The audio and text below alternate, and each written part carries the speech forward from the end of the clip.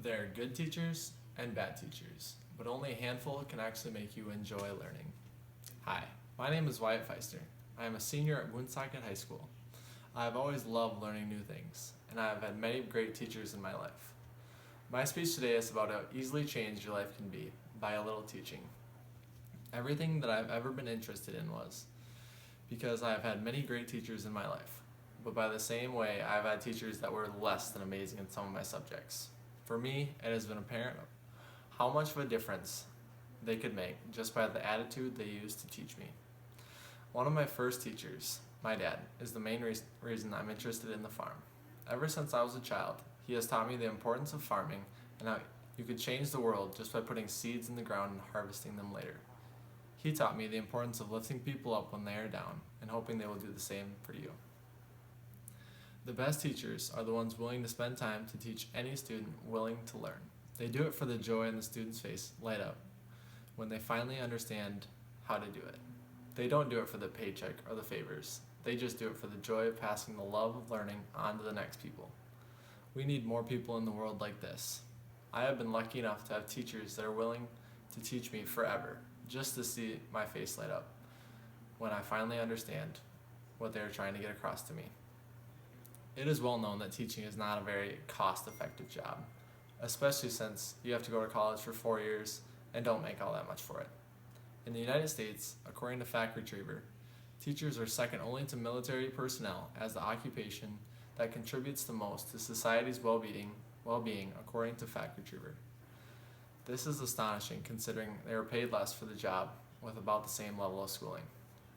I feel like most of my life, growing up, I have been lucky enough to have good teachers, or at least they have always known how to teach me.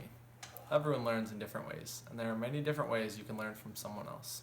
If you can find a teacher that works a couple different ways, it could work much better for you, like my high school math teacher always did. As long as people take their time and let me figure out something on my own, I will never forget it, but I don't respond well to lectures unless I am one-on-one with my teacher. Providing all children with quality education could boost annual economic growth by 2% a year in low-income countries, according to UN.org. This doesn't seem like a lot, but when you're talking about developing countries, this could make them develop at a much higher rate when you start educating their own people on how to read so they can more easily learn, or even giving them a chance to go much higher with education. With a higher education, more doors are open for students growing up in low-income housing. It can be enough to get them out of low income and into middle class. Being from a developed country and knowing it's quite possible to get a secondary education if you want to pursue it, we take it for granted that all the education and knowledge we get every day, and most of us don't even want to go to school.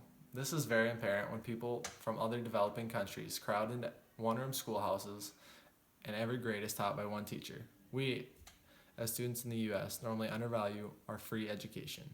We are fortunate that we have people willing to take less of a paycheck for the value of the students. According to UN.org, at 2013, 12% of people could be lifted out of poverty if all students in poor countries had basic reading skills. That's over 170 million people. That's a lot of people that get denied what should be a basic right. Everyone should get the opportunity to learn how to read and write.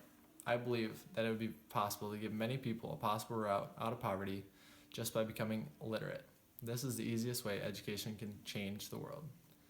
In conclusion, the best way for the world to advance would be to educate all people with an education that gives them a chance to be the ones to change the world.